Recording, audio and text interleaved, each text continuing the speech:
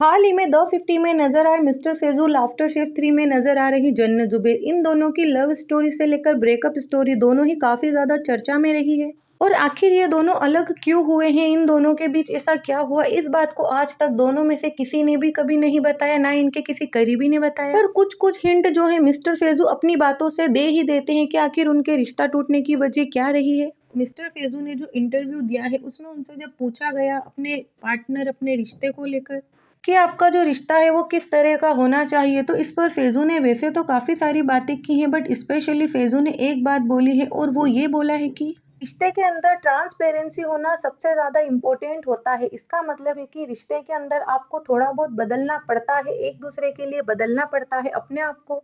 Change करना पड़ता है। अब यहाँ फैजू ने ये तो नहीं कहा कि जन्नत उनके लिए चेंज नहीं हुई, जन्नत उनके लिए बदली नहीं, बट उन्होंने ये ज़रूर कह दिया कि इस तरह का रिश्ता ही जो होता है वो सक्सेस होता है, यानी कि वही रिश्ता चलता है जहाँ पार्टनर्स एक दूसरे के लिए कुछ बदले, एक दूसरे के लिए अपनी कुछ हैबिट्स छोड़े, एक दूसरे को एक दूसरे के लिए ढाले। और फैजू जन्नत के रीज़न यानी कि उनके ब्रेकअप का रीज़न भी अब तक यही है कि जन्नत जो है फैजू को अपने हिसाब से, अपने परिवार के हिसाब से, अपने वातावरण में यानी कि अपना जो माहौल है उसके अंदर ढालना चाहते थे, यानी कि जिस तरह की फैमिली फैजू की है उस तरह वो जन्नत को रखना चाहते थे, यानी कि जन्नत जिस इंडस्ट्री का हिस्सा है, जन्नत उस इंडस्ट्री में काम ना करे, वो अपना काम छोड़ दे और फैजू के साथ एक हाउसवाइफ बनकर रहे, जैसा कि अपने पिछले इंटरव्यू में भी फैजू बता चुके हैं कि उन्हें घरेलू लड़कियां पसंद है। और यहाँ पर भी उन्होंने ये हिंट दे दिया है कि आखिर उनके और जन्नत के बीच जो ब्रेकअप हुआ है उसका रीज़न यही है कि जन्नत ने अपने आप को नहीं बदला फैजू के लिए, और इसी वजह से दोनों का रिश्ता नहीं चला, क्योंकि फैजू जो है अपने घर के उसूल, अपनी घर की मर्यादा के खिलाफ जाकर